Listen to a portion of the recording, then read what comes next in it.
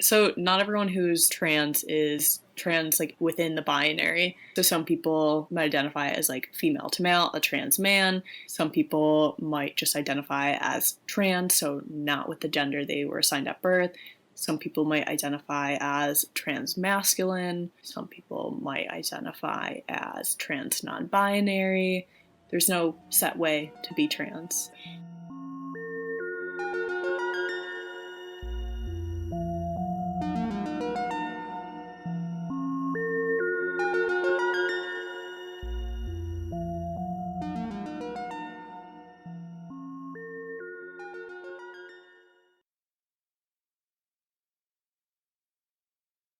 Hey there, and welcome to In Sickness and in Health.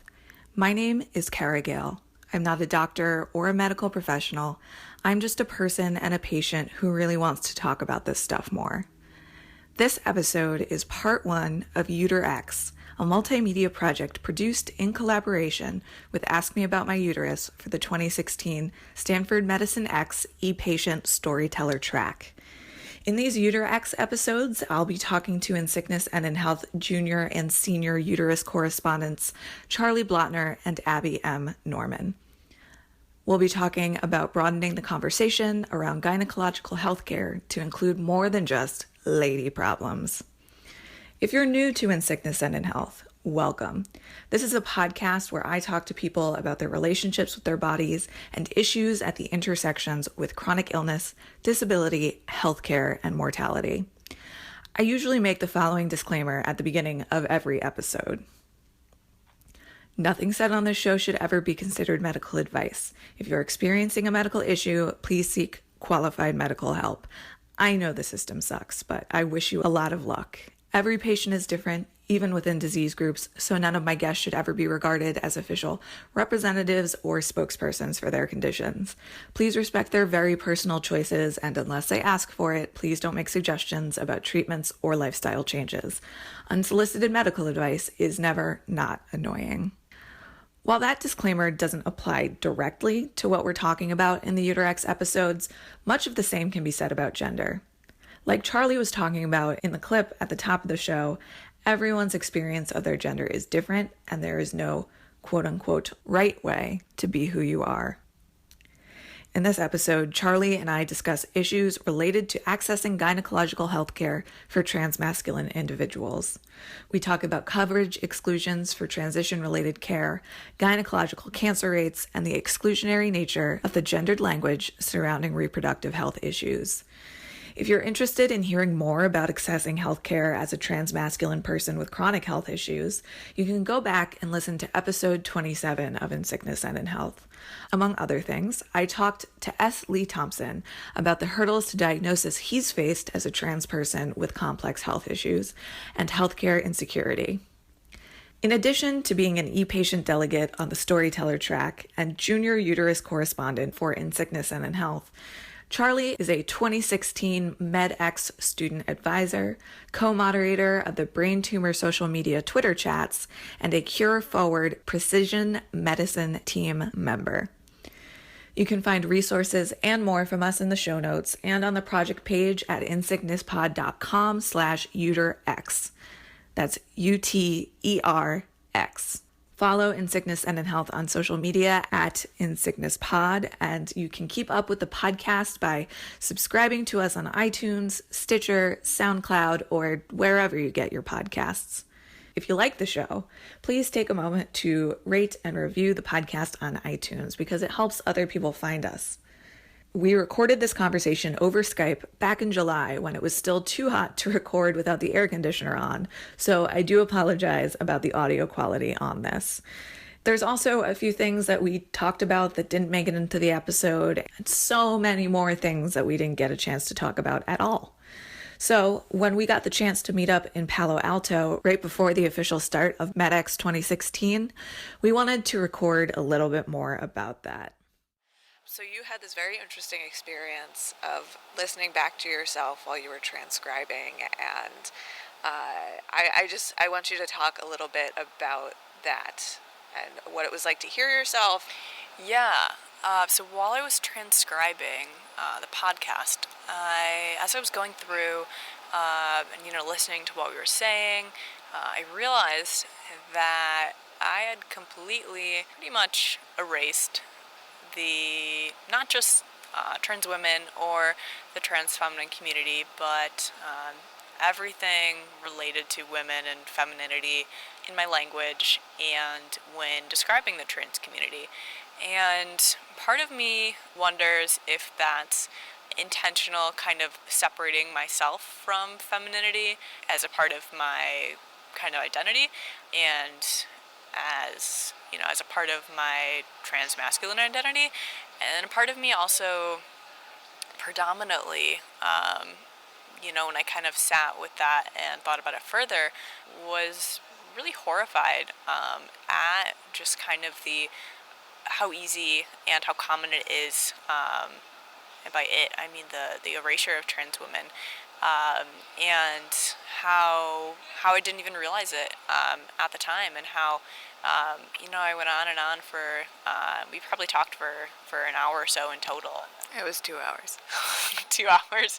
So we talked for 2 hours, and every example that I gave, every explaining of terminology, everything was all centered around masculinity. And the point of view that I can speak to is one of transmasculine experience, and so I wonder if that was because I was trying to only speak for and from my experience, or if that was just kind of how, as I kind of come more into my masculinity, I am, unfortunately, and as that I was contributing to that erasure. And so that was really kind of eye-opening to listen to and to sit with. Yeah. And like I said to you, we can learn so much about ourselves and our worldview, and how we can't all say the right things at the right time, and we can't always, even when we're trying to be inclusive, we can't be talking about everyone all the time. And I also said to you that I would prefer you to speak from your own experience than to try and speak for someone that you're not. I have been planning for a long time to get some trans women on the show. I have had, some difficulties with booking, but you helped set me up with someone that you know, and it's definitely on my agenda to speak with more trans women, people who come from the trans feminine community. One thing that we didn't get a chance to talk about, because we talked about so much, is transphobic violence and what an issue that is. Yeah, it's an issue. I don't really know how much more I can say than there are times during our everyday when I have to go to the bathroom that I'm afraid to go to the bathroom, so I just don't go to the bathroom when I'm in a public place. Or, but as a masculine person who presents very outwardly masculine, I would say that I have a much less chance of being attacked on the street or getting, verbally harassed or physically harassed than a trans woman would. So while in this podcast, this episode, we predominantly and pretty much only talk about transmasculine experience, I think it's important that we acknowledge that trans women and trans feminine identifying people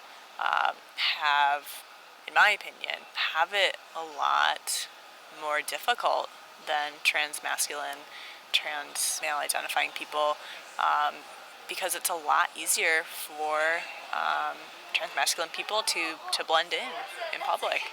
It's like a very opinion-based thing. Like, I would say that trans women have it so much harder than trans men because of, in this like male-dominated society and in this like patriarchy, regardless of if the like trans men transition like medically or not, if they're still like dressing masculinely and have like short hair, it's a lot more easier for them to like navigate the street than it would be for a trans woman who just in general as a woman is more likely to be harassed, much less than if someone is trying to or has like read them as trans on the street. I've said this before, I'll say it again. I am planning to do a series on violence as a public health issue and transphobic violence. I am planning to dedicate an entire episode to, because it is quite an issue. The other topic that I at least wanted to touch on, obviously with what we're doing right now, we can't really get very in-depth on it, but the economics of transitioning, it is something that is not accessible to everyone for financial reasons. Definitely, yeah. And even obviously medically transitioning is something that I think people first think to. They think to not being able to afford to transition, and so whether that's surgery, hormones, that type of stuff. But even when it comes to socially transitioning, that means buying new clothes that match your gender expression. That means maybe getting a different backpack that goes with your more masculine or feminine aesthetic. That means getting a haircut. That means things that you might not normally think are expenses that would relate to a transition, but they are. And all of this goes without saying how socially transitioning might affect your employment or your job prospects. Yeah, well, so then even if the person, if they're not able to medically transition, but they're socially transitioning, or if they are medically transitioning, or regardless of whatever kind of transition that they're making, that can affect their employment status, if they get fired for being trans, and then that affects their ability to have housing if they don't have an income anymore, and then that affects their ability to health insurance.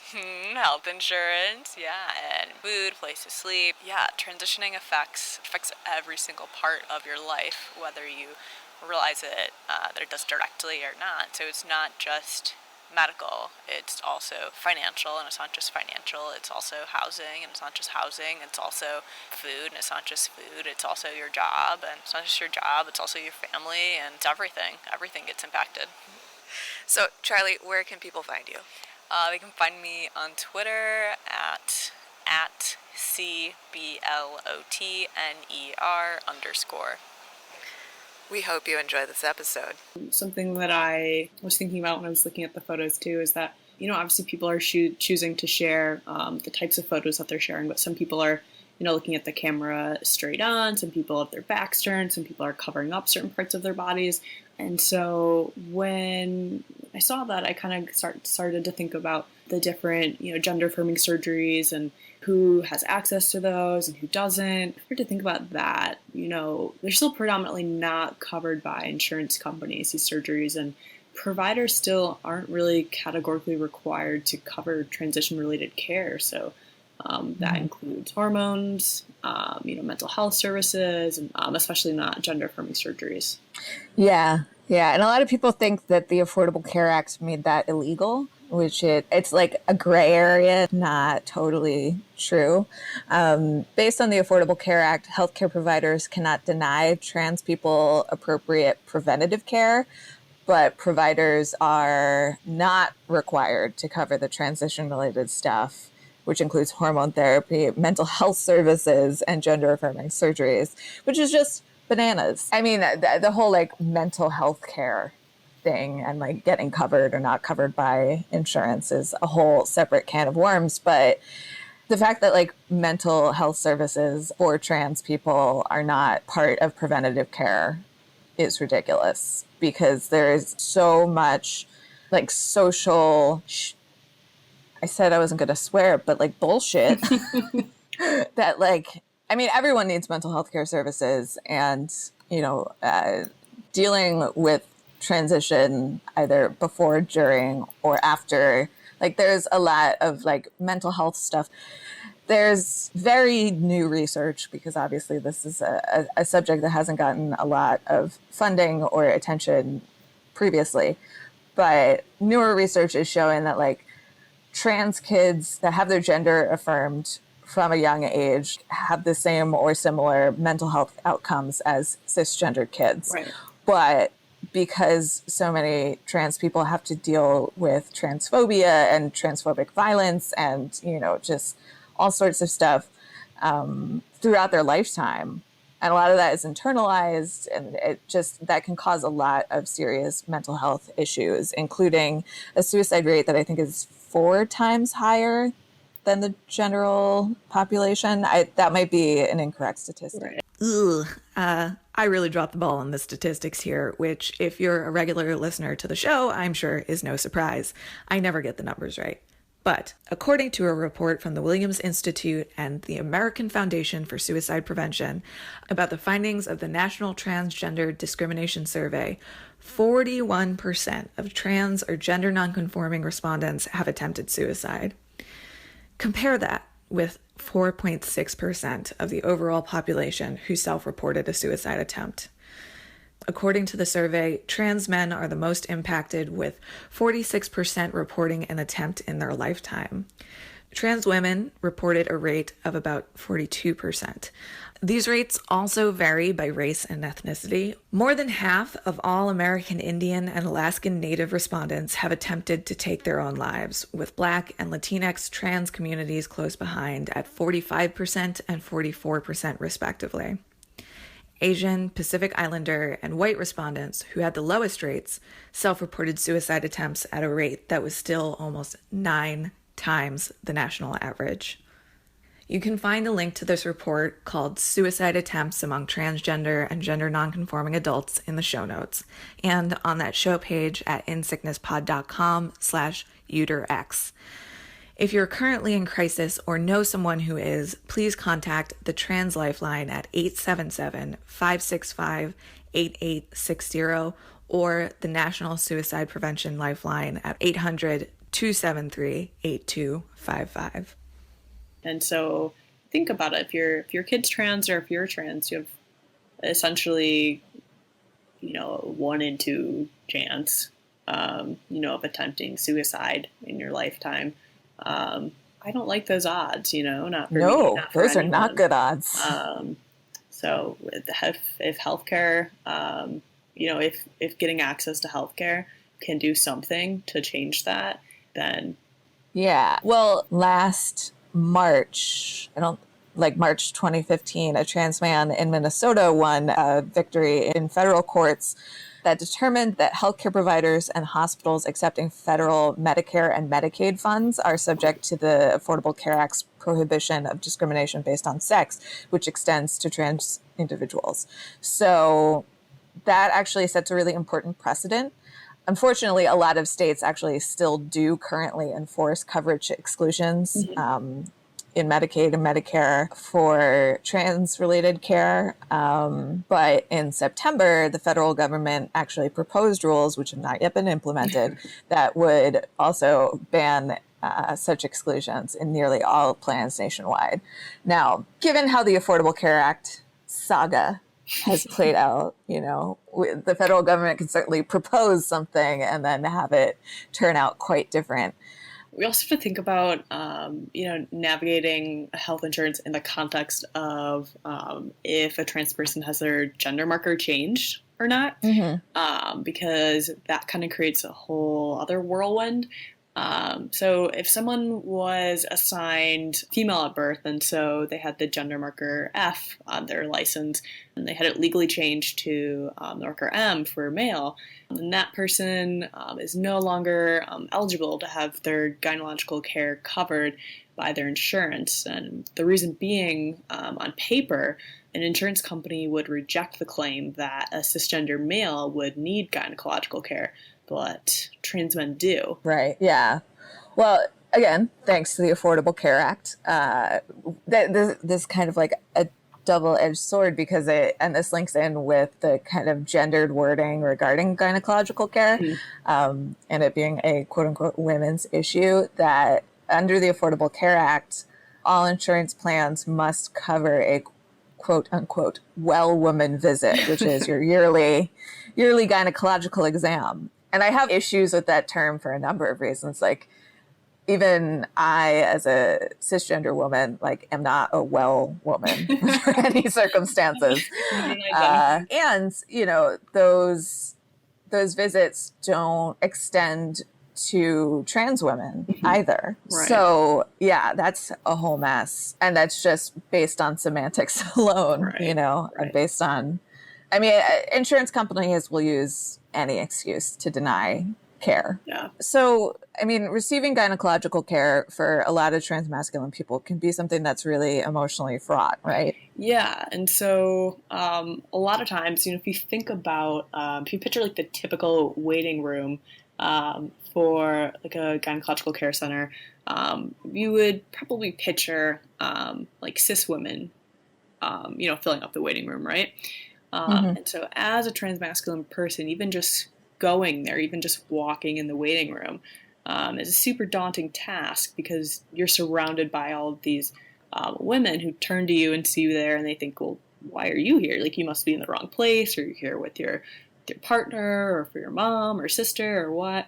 And so you feel really out of place to begin with. But it's a super uncomfortable, exam, obviously, as well. But I think that some of the things, that I've kind of, come to find to be some kind of helpful tips along the way in terms of these appointments is to kind of set the expectations for gendered wording and the correct pronouns with your care provider from the beginning. And so, because it's before the pants come off.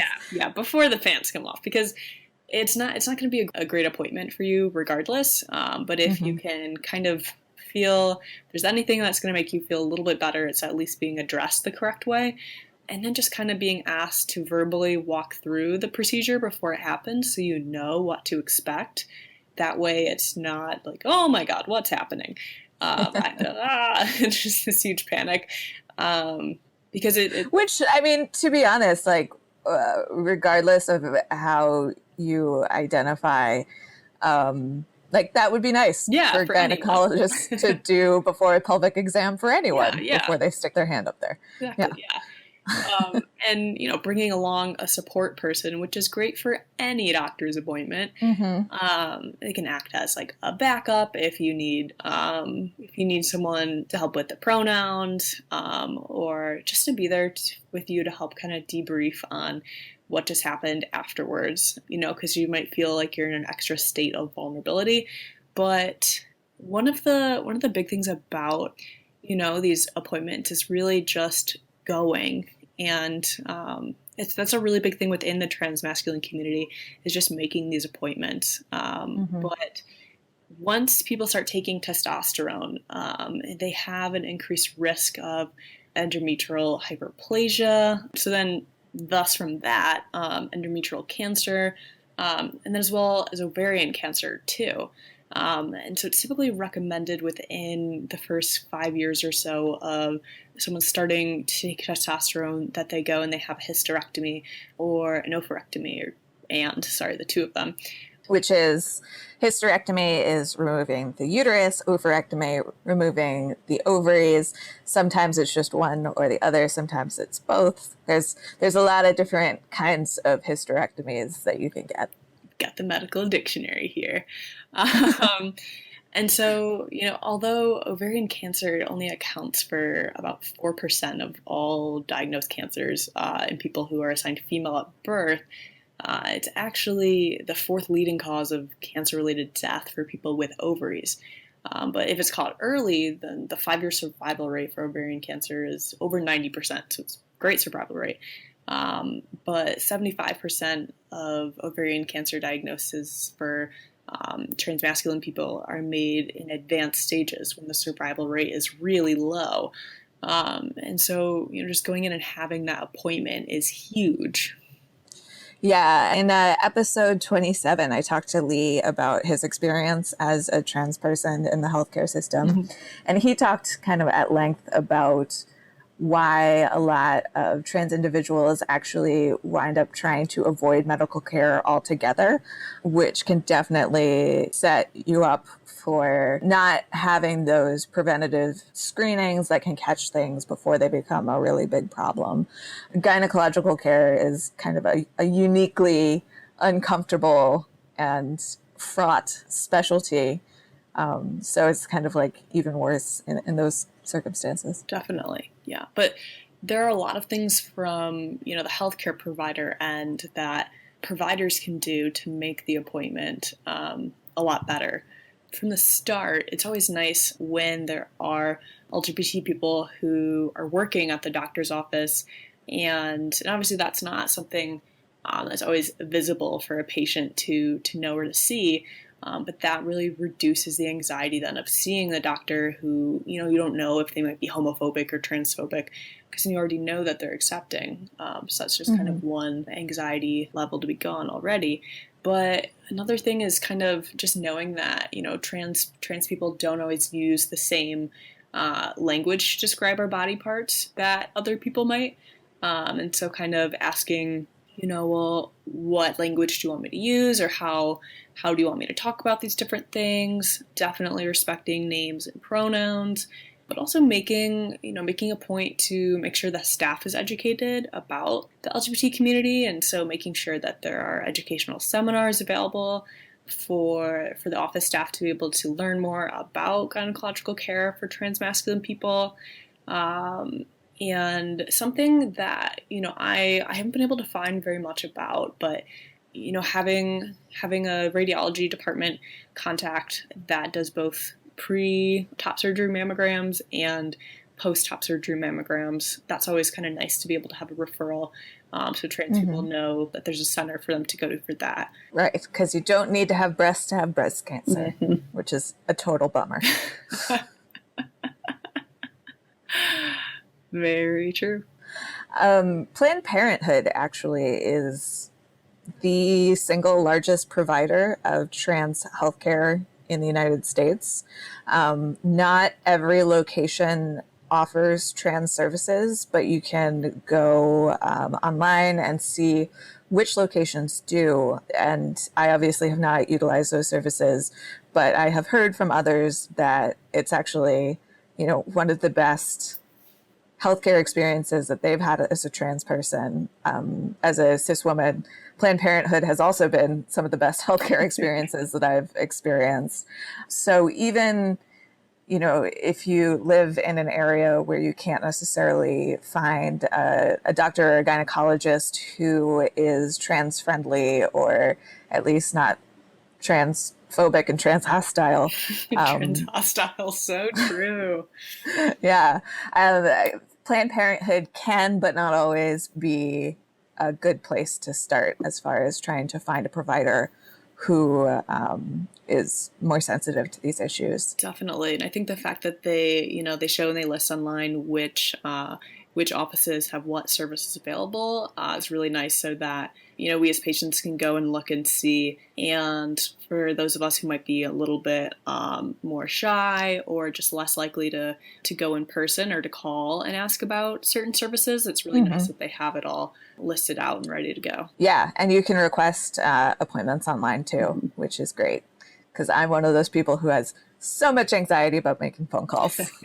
If you have your gender marker legally changed on your driver's license, do you then also have to change it for your health insurance, or can you wait a while? Do you know, how does that work? I personally don't know the legalities of that.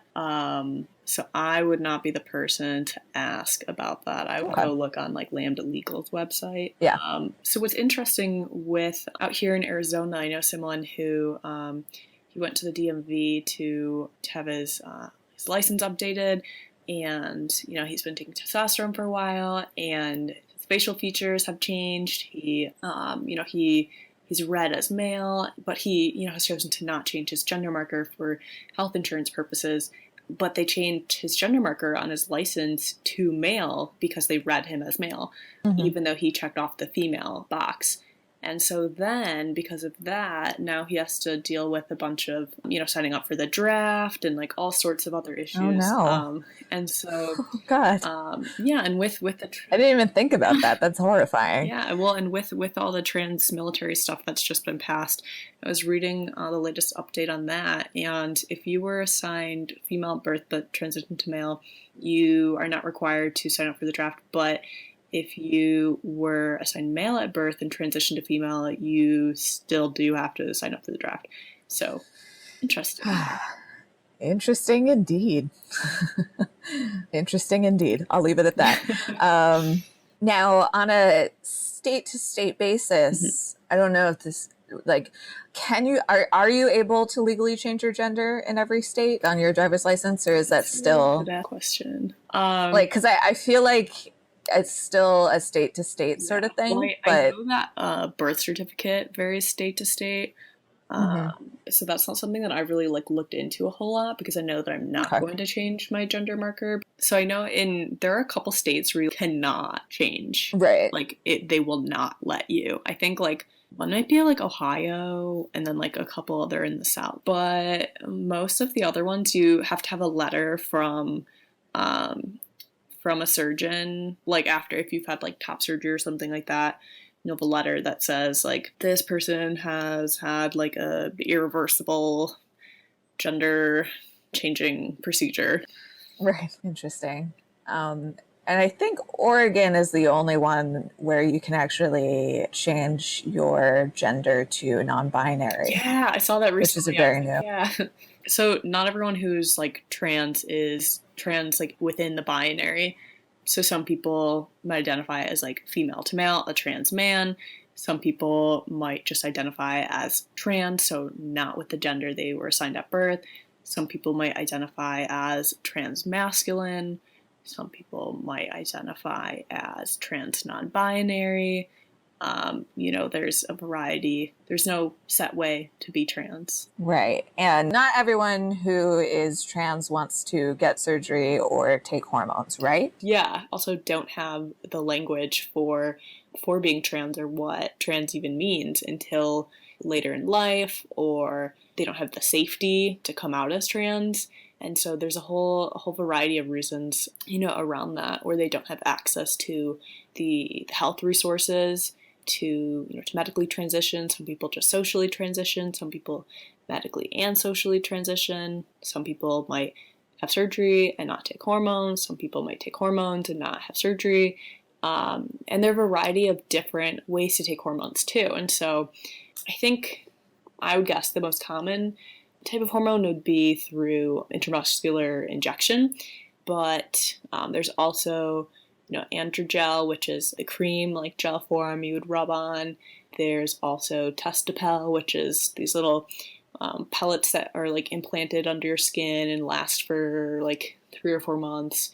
And so each of them, they all kind of will have the same side effects of the deepening of the voice and the facial hair and the more masculinized fat redistribution and all of that, and acne. But they might have those side effects come on at a different pace. But then there are also, mood swings that come with each of the different forms, and hot flashes, I'm sure. Because it's not a direct comparison, but a sudden change in your body's estrogen levels can kind of mimic a lot of the same stuff that happens when somebody goes through menopause. Yeah. And, not everyone takes the full recommended dosage too. Some people take low dose hormones because, they don't want that full and as fast of a change. And so that's something that I think not everyone kind of realizes too. And a lot of people think that change will happen overnight. And so there's a lot of documentation of the transition process on Instagram for sure. And that's great, because you can't be what you can't see, And I think a lot of people who aren't as, or who maybe never had any sort of introduction to the trans community and think that oh my God, it's an epidemic. All of a sudden there's all of these trans people, but they've been here all along. And some of them didn't feel safe to be out, and some of them didn't even know until they, saw themselves in something else. Yeah. People who are taking estrogen, they generally also take the hormone blocker, right? I believe so. Right. And so if you're taking testosterone, you don't need that additional hormone blocker. Correct. But if you were a younger kid, if you were in elementary school or middle school, and you were transitioning, you might just socially transition, because at that young of an age, you're not going to be taking hormones, but your endocrinologist, your doctor, might have you on a hormone blocker. That way it essentially prevents your first puberty, so that you'll only then be going through the puberty of the gender that you identify with. So that would actually prevent the need for surgery later down the line. So let's say if you were, assigned female at birth, but identify as a boy, and you're like 11 years old, and you are your doctor can like just start to see that you might be going through like puberty. Your doctor can put you on hormone blockers so that you don't go through female puberty. That way you never grow, your chest never grows. So then you don't have, you never have to have top surgery. And so then you will just eventually start testosterone. Right, once you're older. And this is still highly controversial in some circles. Yeah. I don't know if you have anything to say about that. It's tough. I mean, I think everyone knows and can like verbalize that they're trans at a different age, and so we have some people who knew like as young as like when they were 2 and like started saying, like I'm a boy, I'm a girl, whatever. And then other people don't realize they're trans until they're much older, until they're like in their 20s.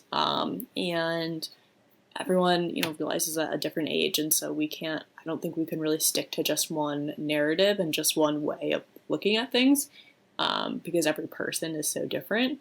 And I think if we only stick with the narrative of,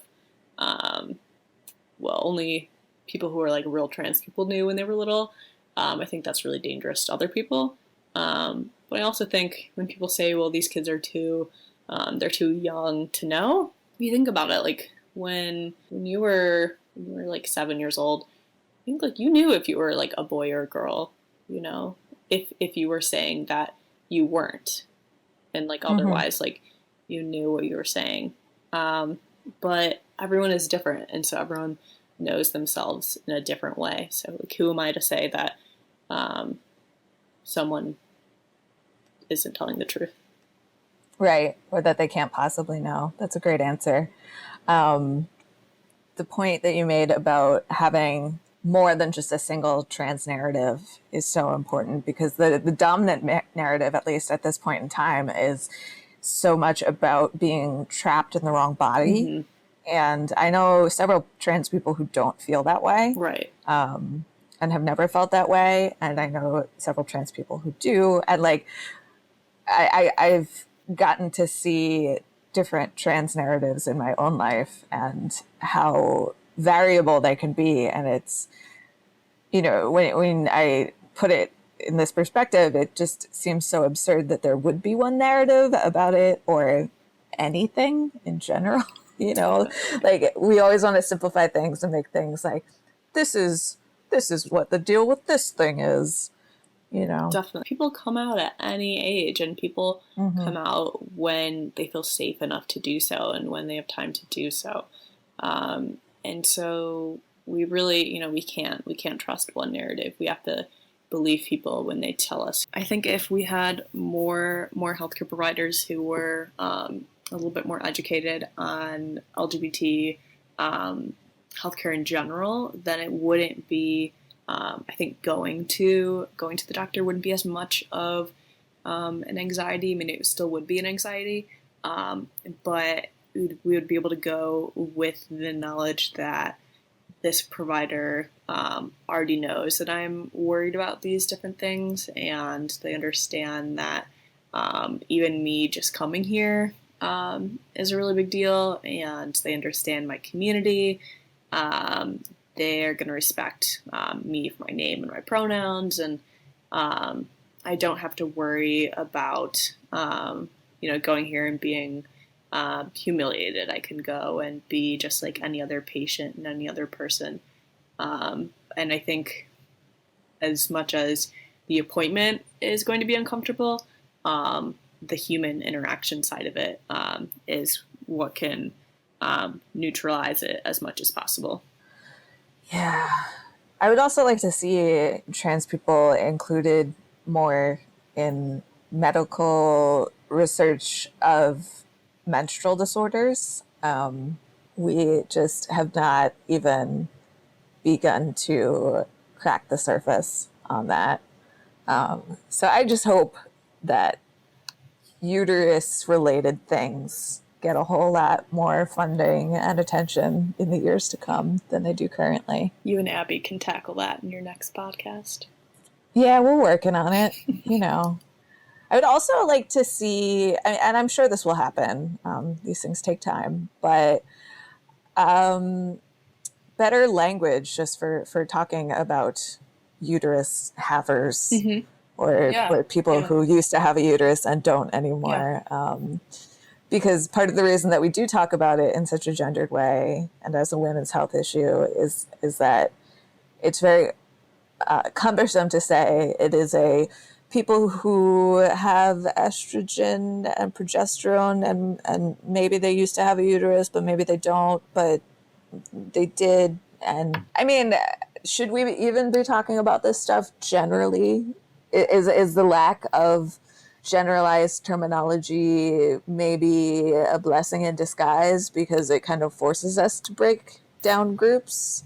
Or are humans just inherently simplifying creatures, and so we need generalized language to be able to talk about things? But I think that we could generalize it based off of the world's population that we are now recognizing. Because it's not just simply a women's issue. Right. Like, is it really that hard to say people with periods or people who menstruate? Which is what I usually do. However, that's not exactly an accurate term either. True. I mean, it is if we're talking specifically about menstruation, True. But, you know, not everyone who has a uterus menstruates, and not everyone who has ovaries menstruate. And, that's true. You know, I have gone very far out of my way to not menstruate and have continued to menstruate despite all of my better efforts. And then we have that trope of like, well, like women who can't like menstruate or get pregnant like aren't real women, and then, you know, it's like we need to throw all of this out the window. Yeah.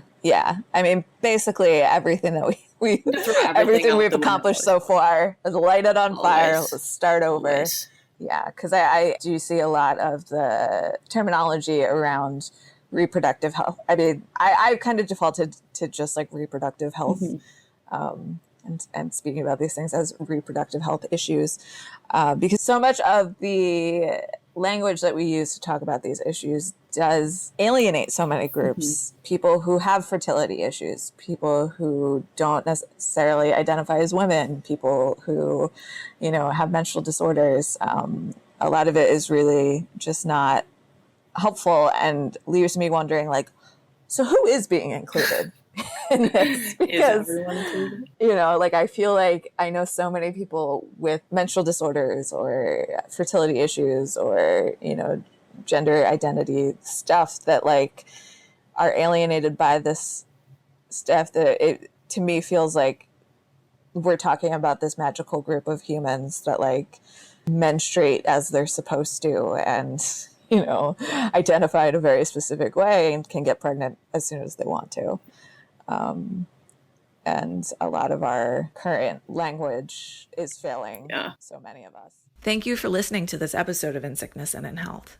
UterX is a collaboration between In Sickness and in Health and Ask Me About My Uterus for the 2016 MedX ePatient Storyteller Track.